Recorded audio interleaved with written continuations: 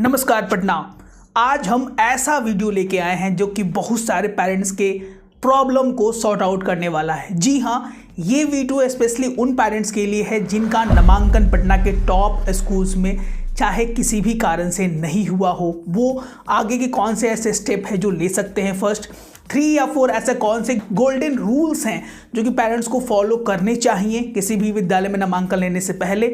और लास्ट में हम देने वाले हैं एक आपको बहुत ही इंपॉर्टेंट देने वाले हैं कि कैसे क्या करें कि इन विद्यालयों में नामांकन हो पाए या अपने अच्छे एरियाज़ में नामांकन हो पाए। जी हाँ, लेट्स साइन इन। जी हाँ, आज हम बात करने वाले हैं पेरेंट्स, अगर आपका किसी भी कारणवश नामांकन नहीं हुआ है।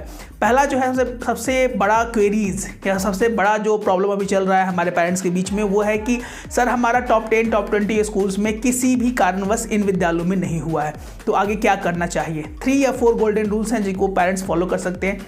पहला, आप गूगल पे सर्च कर सकते हैं पेरेंट्स। आप जाकर गूगल पे सर्च कीजिए top school in my area, तो आपका जो भी स्पेसिफाइड एरिया होगा गूगल अपने आप ऑटोमेटिकली उसको सर्च कर लेता है और आपके एरिया में जो भी विद्यालय हैं उनका लिस्ट आपको मिल जाएगा। First of all you got the list of the school. इसके बाद आप उसमें जाकर रिव्यू बटन होता है, कोई भी विद्यालय होता है, विद्यालय पे आप क्लिक कीजिएगा तो उसमें रिव्यू बटन रिव्यू शो किया हुआ रहता है। मैक्सिमम मैनिपुलेटेड होते हैं लेकिन बहुत हद तक आप उसको एक बार ज़रूर चेक कर ले। कुछ संभावनाएं हैं कि आपको उसके स्कूल के बारे में कैसी वर्किंग है, कैसा वर्किंग कैपेबिलिटीज़ है, इंफ्रास्ट्रक्चर क्या है स्कूल का, बिल्डिंग कैसा है, टीचर्स कैसे हैं, रखरखाव कैसा है, कुछ हद आपको अनुमान उस इसके बाद आपको स्कूल को फिजिकली विजिट करने के लिए एक लिस्ट बना लेना है पेरेंट्स। अमूमन सपोज आपने जो लिस्ट देखा उसमें से आपने 4 या 5 अच्छे विद्यालय को आपने चूज कर लिया।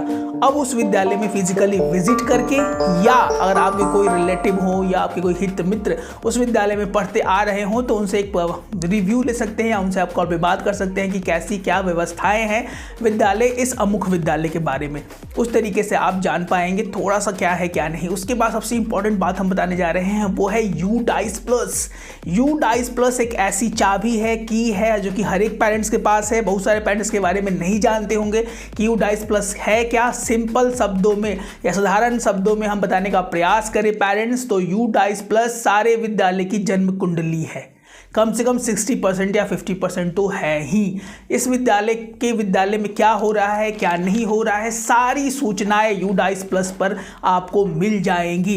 जैसे ही आप गूगल पर UDICE प्लस क्लिक कीजिएगा आपको ये वाला बटन मिल जाएगा। यहाँ पे आपको निकलेगा नो योर स्कूल। जैसे ही आप स्कूल के पिन कोड से सर्च करना है पेरेंट्स, चूँकि अगर नाम से सर्च कीजिएगा तो अमूमन ये चीज़ें आपको वहाँ पर दिखाई नहीं देने वाली। जैसे ही आप पिन कोड डालिएगा अपने एरिया का, उस विद्यालय का पूरा रिपोर्ट कार्ड एक तरह से बोलिए तो जन्म कुंडली विद्यालय की खुल जाती है, जो कि हर एक पेरेंट्स को जानने का हक है।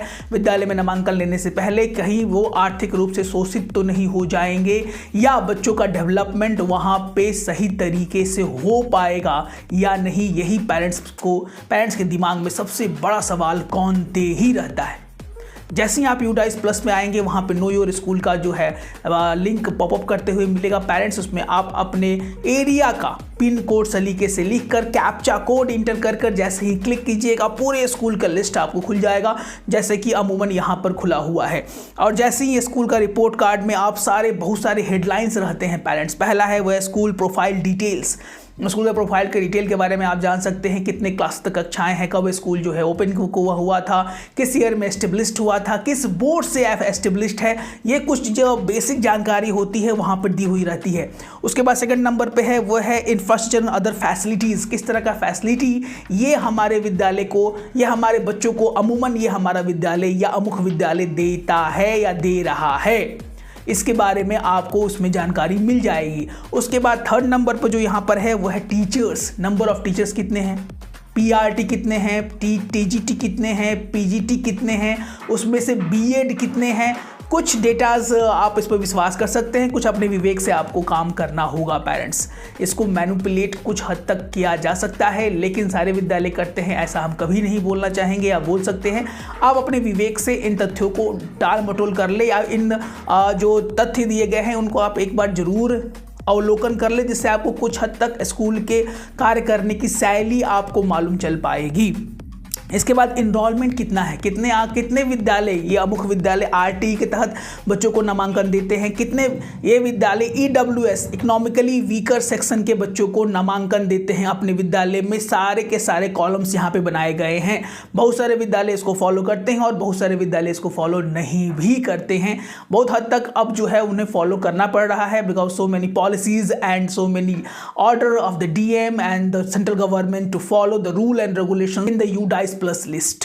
उसके बाद जो 5th नंबर पे आता है वो इनरोलमेंट बाय सोशल कैटेगरीज।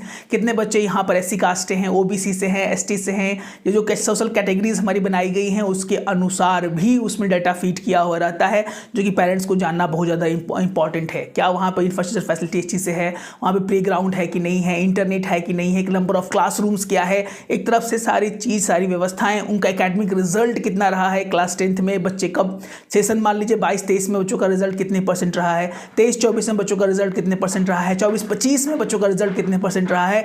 ये चीज़ें आपके आंख के सामने सारी चीज़ें वहाँ पर रिपोर्ट कार्ड विद्यालय का खुल जाता है अमूमन, इस पर आप 50% डेडिकेशन से यकीन कर सकते हैं पेरेंट्स, जो कि वहाँ पे दिया हुआ रहता है। माइनॉरिटी डिटेल्स क्या है, इनरोलमेंट ग्रेड क्या है, सारी चीज़ें वहाँ पर आपको मिल जाएंगी, जिससे आपको कुछ हद तक जो पेरेंट्स नोन नहीं है या जिस विद्यालय के बारे में हम नहीं जान पाते हैं, नहीं जान सकते हैं, उसके बारे में हम इस तरीके से कुछ हद तक जानकारी एकत्र कर सकते हैं और आप उस विद्यालय की तरफ बढ़ सकते हैं या ठहर सकते हैं। ये आपके अपने विवेक पर निर्भर करता है।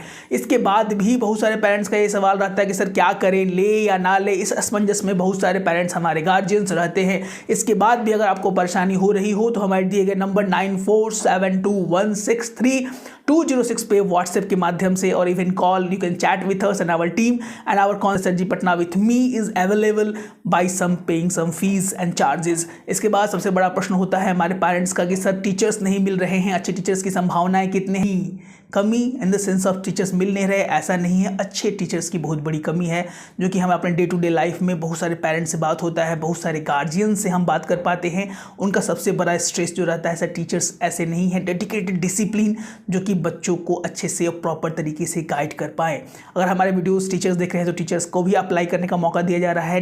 डिस्क्रिप्शन में लिंक दिया गया है फॉर द टीचर्स रजिस्ट्रेशन, वहाँ पे टीचर रजिस्टर कर सकते हैं। और पेरेंट्स यू कैन व्हाट्सएप अस, आपको हम न्यू सेशन से यानी 2025-26 के अप्रैल से we are providing the best tutors in your area in Patna valley region. अगर पहली बार हमारे चैनल को यूट्यूब पे देख रहे हैं तो प्लीज़ लाइक शेयर सब्सक्राइब और शेयर करना एकदम ना भूलिए, क्योंकि आपके एक शेयर से अगर एक ज़िंदगी और एक पेरेंट्स भी अगर कुछ हद तक हमारे वीडियो के माध्यम से उन्हें अच्छा विद्यालय या अच्छी शिक्षा मिल पाती है तो ये हमारे लिए बहुत ही गर्व की बात होगी। तो मिलते हैं अपने एक और अच्छे वीडियो के साथ, तब तक स्वस्थ रहें, मस्त रहें, इसी मनोकामना के साथ। जय हिंद, जय भारत।